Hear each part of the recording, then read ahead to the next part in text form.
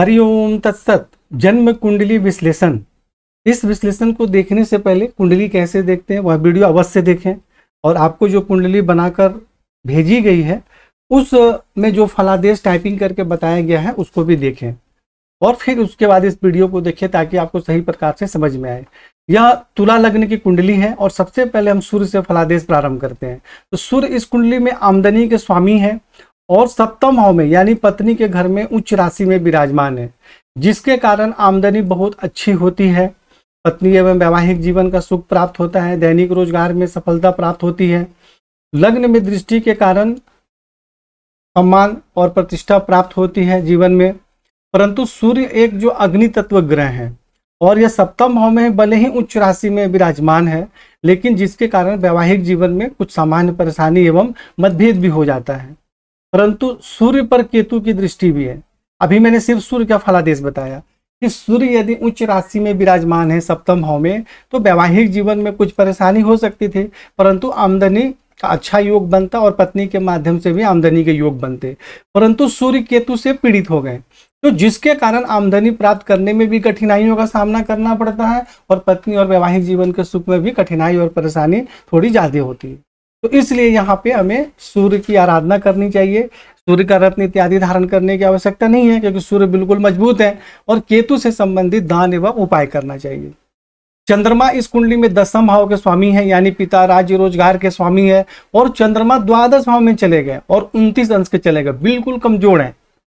और इस पर शनि की दृष्टि भी है। देखिए शनि जहां विराजमान होते हैं वहां से 1 2 3 4 5 6 7 8 9 10, तो शनि जो है चंद्रमा एक तो द्वादश भाव में चले गए, किसी भी शुभ भाव के स्वामी 6ठे 8वें 12वें में चले जाते हैं तो उसके सुख में कमी हो जाती है। तो चंद्रमा एक तो क्या हो गया कि द्वादश भाव में चले गए, अंश बल में भी बिल्कुल कमजोर हैं, 29 अंश के हैं, और शनि की दृष्टि भी इसके ऊपर। हालांकि शनि 9 अंश के हैं और चंद्रमा 29 अंश के हैं, तो इन दोनों के बीच में 20 अंश की दूरी है, तो प्रभाव कुछ कम रहेगा, लेकिन परेशानी होगी जरूर। तो अब 10वें भाव के स्वामी द्वादश भाव में जाने के कारण ऐसे व्यक्ति जन्म स्थान से दूर या बाहरी स्थानों के संपर्क से कोई भी कार्य या जॉब करते हैं तो उसमें सफलता प्राप्त होती है, लेकिन कमजोर पीड़ित होने के कारण वहां भी परेशानी होती है। और ऐसे व्यक्ति खुद का व्यवसाय करते हैं तो उसमें पूर्ण सफलता प्राप्त नहीं होती है। कोशिश करना चाहिए ऐसे व्यक्ति को किसी विदेशी कंपनी या बाहरी कंपनी के संपर्क से या उसके माध्यम से मतलब जॉब करने का। और चंद्रमा, पहली बात कि चंद्रमा द्वादश भाव में चले गए, तो ये हो गया कि स्वयं के व्यवसाय में पूर्ण सफलता प्राप्त नहीं होगी और जन्म स्थान से दूर या बाहरी स्थानों के संपर्क से जॉब करेंगे। देखिए शनि से पीड़ित होने के कारण वहां भी परेशानी का योग बन गया, तो इसलिए यहाँ पे आपको चंद्रमा को प्रबल करना आवश्यक है और शनि से संबंधित उपाय करना जरूरी है, जो कि आपकी कुंडली में बताई गई है। अब यहाँ देखिए कि चलित कुंडली में चंद्रमा लग्न में आ जा रहे हैं। देखिए हमें लग्न कुंडली और चलित कुंडली दोनों के अनुसार फलादेश देखना जरूरी है। अब चलित कुंडली में चंद्रमा के सामने देखिए प्लस है, वो लग्न में आ जा रहे हैं, तो जब लग्न में वो आ जा रहे हैं तो फिर यहाँ भी वह राहु से पीड़ित हो जा रहे हैं। हालांकि राहु से पीड़ित नहीं होंगे, क्योंकि चलित कुंडली में फिर राहु भी यहाँ आ जाएंगे। तो मतलब लग्न में जब चंद्रमा आ जाएंगे तब यह माना जा सकता है कि स्वयं के व्यवसाय में सफलता प्राप्त होगी और जीवन में उन्नति भी होगी, परंतु कमजोर है तो जिसके कारण श्रेष्ठ लाभ प्राप्त नहीं होगा। यानी कि लग्न कुंडली हो चलित कुंडली हो, दोनों के अनुसार हमें क्या करना है, चंद्रमा को प्रबल करना है, शनि से संबंधित उपाय करना है, और स्वयं के व्यवसाय में ज्यादा पैसा या ज्यादा पूंजी लगाना नहीं है। और यदि आपने स्वयं का व्यवसाय किया सही प्रकार से नहीं चल रहा है तो आपको जॉब में ध्यान देना चाहिए। और चंद्रमा जब द्वादश भाव में पीड़ित हो जाते हैं तो आंखों से संबंधित भी परेशानी होने की संभावना होती है, मानसिक परेशानी भी होती है, नींद भी कभी कभी सही प्रकार से नहीं आती है, तो यह सब भी ध्यान रखना जरूरी है। मंगल जो है इस कुंडली में द्वितीय भाव के स्वामी है और सप्तम भाव के स्वामी है, यानी धन एवं कुटुंब के स्वामी है, पत्नी एवं वैवाहिक जीवन के स्वामी है, और मंगल चतुर्थ भाव में उच्च राशि में विराजमान है, तो यह बहुत ही अच्छा योग है। तो यहाँ उच्च राशि में विराजमान होने के कारण माता, भूमि, भवन, वाहन का श्रेष्ठ सुख प्राप्त होता है, धन एवं कुटुंब का सुख प्राप्त होता है, धन का संग्रह होता है, और मंगल स्वयं के घर में दृष्टि डाल रहे हैं, जिसके कारण पत्नी एवं वैवाहिक जीवन का सुख भी प्राप्त होता है, दैनिक रोजगार में सफलता प्राप्त होती है, दसम भाव में दृष्टि के कारण पिता राज्य रोजगार के क्षेत्र में सुख सम्मान एवं सफलता प्राप्त होती है, और एकादश भाव में दृष्टि के कारण आमदनी बहुत अच्छी होती है। तो मंगल यहाँ पर बहुत अच्छा लाभ दे रहे हैं, किसी प्रकार की कोई परेशानी की योग नहीं है। परंतु चलित कुंडली में मंगल यहाँ आ जा रहे हैं पंचम भाव में, तो पंचम भाव में मंगल आ रहे हैं, तो चलित कुंडली में राहु भी यहाँ आ जा रहे हैं। इसलिए मंगल यदि पंचम भाव में आएंगे तो राहु से पीड़ित नहीं होंगे, परंतु यहाँ जब आएंगे तो फिर शनि की दृष्टि मंगल पे हो जाएगी।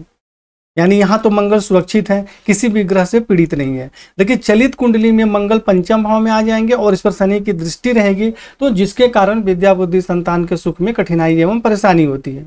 तो मैं बार बार बताता हूँ कि चलित में या लग्न में यदि कहीं भी कोई समस्या है तो हमें उसका उपाय करना जरूरी है। तो मंगल का यहाँ पे आपको रत्न इत्यादि धारण करने की आवश्यकता नहीं है, सामान्य मंत्र जाप, हनुमान चालीसा इत्यादि जो बताया गया वह करना है, और शनि से संबंधित आपको उपाय करना है। बुध जो है इस कुंडली में भाग्य भाव के स्वामी है, और विदेश के स्वामी है, या बाहरी स्थानों के स्वामी, खर्च के स्वामी है, और सप्तम भाव में विराजमान है।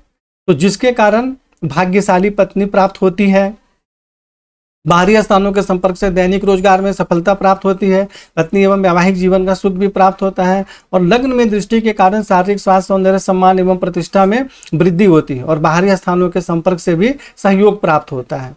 परंतु बुध जो है चलित कुंडली में आ जा रहे हैं अष्टम भाव में, देखिए यहाँ प्लस है, यानी एक भाव आगे आ जा रहे हैं, तो जिसके कारण भाग्य की उन्नति में कठिनाइयों का सामना भी करना पड़ता है। और बुध 28 अंश के बिल्कुल कमजोर है, लग्न कुंडली हो चाहे चलित कुंडली हो, बुध तो 28 अंश के बिल्कुल कमजोर है और भाग्योश है। तो इसलिए बुध को प्रबल करना अत्यंत ही आवश्यक है, जिससे कि आपको श्रेष्ठ लाभ प्राप्त हो सके। गुरु इस कुंडली में जो होते हैं तृतीय भाव के स्वामी हैं और षष्ठ भाव के स्वामी हैं। गुरु को अकारक माना जाता है इस कुंडली में, और गुरु जो है यहाँ पे सप्तम भाव में विराजमान है। देखिए सप्तम भाव में विराजमान है, सूर्य के घर में, सूर्य के साथ विराजमान है।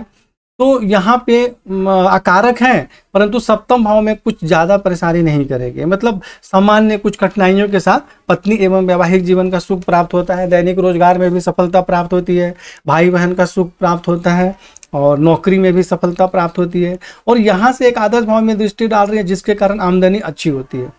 लग्न में दृष्टि के कारण शारीरिक स्वास्थ्य से संबंधित कुछ सामान्य परेशानी होती है, ऐसी कोई बहुत ज्यादा बीमारी नहीं होगी, कुछ सामान्य परेशानी होगी, परंतु सम्मान एवं प्रतिष्ठा भी प्राप्त होगी। और खुद के घर में देख रहे हैं तो भाई बहन का सुख भी प्राप्त होता है। परंतु चलित कुंडली में जो गुरु हैं वह आ जा रहे हैं आपके अष्टम भाव में, तो यहाँ आने के कारण जो है थोड़ा आयु में वृद्धि होगी, और कठिन परिश्रम के माध्यम से धन एवं कुटुंब का सुख इत्यादि प्राप्त होगा। और तो यहाँ पे अगर गुरु आएंगे तो गुरु चाहे यहाँ रहे चाहे यहाँ आ जाए, मतलब गुरु के विषय में मैंने क्या बताया कि तुला लग्न की कुंडली में गुरु को अकारक माना जाता है, और गुरु 18 अंश के हैं, बिल्कुल मजबूत है। तो गुरु यदि यहाँ आए चाहे यहाँ आए, चाहे अष्टम भाव में रहे चाहे यहाँ रहे, उपाय दोनों का एक ही करना है कि गुरु से संबंधित आपको दान एवं उपाय करना है। गुरु का मंत्र जाप इत्यादि नहीं धारण करना, मंत्र इत्यादि नहीं करना है, रत्न धारण नहीं करना है, गुरु के जो सामान्य उपाय बताना है, जो बताया गया वही करना है। और वैसे गुरु अकारक है, लेकिन आपकी कुंडली में कोई ऐसे बहुत ज्यादा परेशानी का योग नहीं बना रहे, क्योंकि गुरु जब राहु से पीड़ित होते हैं तभी वो परेशानी का योग बनाते हैं। यदि गुरु कारक भी होंगे, राहु से पीड़ित होंगे तो परेशानी हो जाएंगे, लेकिन यदि गुरु अकारक भी हैं और पीड़ित नहीं है तो कोई ऐसा विशेष बहुत ज़्यादा परेशानी नहीं करते। सामान्य छोटे बहुत सुख दुख तो जीवन में चलता रहता है, ठीक है। और शुक्र जो है, शुक्र आपके लग्नेश है, सबसे मेन ग्रह है, लग्न के स्वामी है, आयु के स्वामी है, खुद के घर में बैठे हुए हैं। देखिए तो जिसके कारण शारीरिक स्वास्थ्य, सौंदर्य, सम्मान, प्रतिष्ठा में वृद्धि होती है, आयु में भी वृद्धि होती है। द्वितीय भाव में दृष्टि के कारण धन एवं कुटुंब का सुख प्राप्त होता है, परंतु शुक्र 29 अंश का है, बिल्कुल कमजोर है। स्वराशि में तो है परंतु बिल्कुल कमजोर है, खाली स्थान बल से ग्रह मजबूत नहीं हो जाते हैं। स्वराशि में मतलब स्थान बल में मजबूत है, लेकिन अंश बल में बिल्कुल कमजोर है। तो इसलिए यहाँ शुक्र को प्रबल करना अत्यंत आवश्यक है, जिससे शारीरिक स्वास्थ्य, सौंदर्य और जीवन में उन्नति सही प्रकार से हो सके, क्योंकि लग्नेश ही कुंडली के सबसे मुख्य होते हैं और ये बिल्कुल कमजोर है। हालांकि चलित कुंडली में शुक्र यहाँ आ जा रहे हैं, देखिए इनके सामने प्लस है, तो चलित कुंडली में यहाँ आ जा रहे हैं तो भाग्य की उन्नति होती है, धर्म का पालन करते हैं। तो शुक्र यहाँ चाहे यहाँ भी स्वराशि में, यदि अष्टम भाव में स्वराशि में नहीं होते तो ज्यादा परेशानी करते, लेकिन अष्टम भाव में है, लेकिन स्वराशि में है और चलित कुंडली में नवम भाव में है, भाग्य के स्थान में, तो शुक्र फल तो अच्छा दे रहे हैं लेकिन बिल्कुल कमजोर है। इसलिए शुक्र को प्रबल करना अत्यंत ही आवश्यक है। शनि को इस कुंडली में सबसे मुख्य कारक ग्रह माना जाता है, लेकिन हमें फलादेश देखना है कि कारक हैं तो लाभ दे रहे हैं, हानि दे रहे हैं, क्या कर रहे हैं। तो तृतीय भाव में विराजमान होने के कारण पराक्रम में तो वृद्धि होती है, परंतु भाई बहन के सुख में परेशानी होती है। कुछ कठिनाइयों के साथ माता भूमि भवन का सुख प्राप्त होता है, क्योंकि चतुर्थ भाव से द्वादश भाव में विराजमान है और यहाँ से शनि तृतीय भाव में पंचम भाव में दृष्टि डाल रहे हैं, जिसके कारण विद्या बुद्धि संतान का सुख प्राप्त होता है, मतलब अच्छा प्राप्त होता है। परंतु मैंने क्या बताया, चलित कुंडली में मंगल यहाँ आ जा रहे हैं, तो अब अपने ही घर में शनि देख रहे हैं, परंतु अपने ही घर में यदि मंगल पर दृष्टि डालेंगे तो कुछ परेशानी भी होगी। और यहाँ से मंगल जो है शनि दृष्टि डाल रहे हैं नवम भाव में, जिसके कारण भाग्य की उन्नति होती है, धर्म का पालन करते हैं, उच्च शिक्षा प्राप्त होती है। और यहाँ से चंद्रमा पर दृष्टि के कारण पिता राज्य रोजगार के क्षेत्र में कठिनाई एवं परेशानी होती है, मानसिक परेशानी होती है, आंखों से संबंधित भी परेशानी होने की संभावना होती है। तो देखिए इस कुंडली में शनि राजयोग कारक ग्रह हैं, परंतु अपने घर में भी दृष्टि डाल रहे हैं, लेकिन चलित कुंडली में मंगल पर दृष्टि डाल रहे हैं, इसलिए कुछ परेशानी हो सकती है। भाग्य की उन्नति को ठीक है, लेकिन यहाँ दृष्टि डालकर ठीक नहीं है। तो इसलिए कारक ग्रह भी परेशानी दे सकते हैं, इस बात को समझना जरूरी है। कारक और अकारक ये तो प्रारंभिक ज्ञान है, भाई इस कुंडली में कौन से कारक है कौन से अकारक है, परंतु सिर्फ इससे फलादेश नहीं होगा। वह ग्रह क्या कर रहे हैं, कहाँ की विराजमान है, किसको देख रहे हैं, उस पर कौन से ग्रहों की दृष्टि है, यह भी देखना पड़ेगा। और जैसे शनि पर केतु की भी दृष्टि है, देखिए, तो जिसके कारण विद्या बुद्धि संतान माता भूमि भवन भाई बहन के सुख में भी कुछ सामान्य कठिनाई एवं परेशानी भी होती है। तो इसलिए शनि से संबंधित जो उपाय बताए गए हैं वह उपाय आपको करना है। राहु यहाँ पंचम भाव में विराजमान है, जिसके कारण विद्या बुद्धि संतान के सुख में कठिनाई एवं परेशानी होती है, परंतु नौवें भाव में दृष्टि के कारण भाग्य की उन्नति होती है। और एकादश भाव में दृष्टि के कारण आमदनी प्राप्त करने में बहुत ज्यादा कठिनाई एवं परेशानी होती है। कभी अचानक आपको खूब लाभ प्राप्त होगा तो अचानक बहुत बड़ा नुकसान भी हो जाता है। और लग्न में दृष्टि के कारण कुछ कठिनाइयों के साथ जीवन में उन्नति होती है, परंतु ऐसे व्यक्ति संघर्षशील हिम्मती होते हैं। कोई भी कार्य जो है अगर वो करना चाहते हैं तो उसको करके ही दम लेते हैं या उसके पीछे पड़े रहते हैं कि कैसे मुझे यह चीज प्राप्त करनी है। तो राहु से संबंधित यहाँ आपको दान एवं उपाय करना है।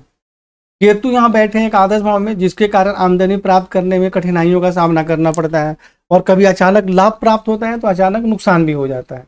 और तृतीय भाव में शनि पर दृष्टि के कारण भाई बहन के सुख में कुछ परेशानी होती है, माता भूमि भवन विद्या बुद्धि संतान के सुख में भी कठिनाई एवं परेशानी होती है, क्योंकि केतु शनि पर भी दृष्टि डाल रहे हैं और पंचम भाव पर भी दृष्टि डाल रहे हैं। और सप्तम भाव में दृष्टि के कारण पत्नी एवं वैवाहिक जीवन के सुख में कठिनाई एवं परेशानी होती है। दैनिक व्यवसाय में भी कठिनाइयों का सामना करना पड़ता है और यूरिन से संबंधित भी परेशानी होने की संभावना रहती है, तथा सावधान रहना चाहिए। इस प्रकार आपको सभी ग्रहों के फलादेश एवं उपाय बताए गए और आपके कुंडली में विस्तार से लिखे गए हैं। तो आप पहले कुंडली को देखें, इस वीडियो को देखें और फिर उसके बाद फोन के माध्यम से चर्चा करें। हरिओम तत्सत।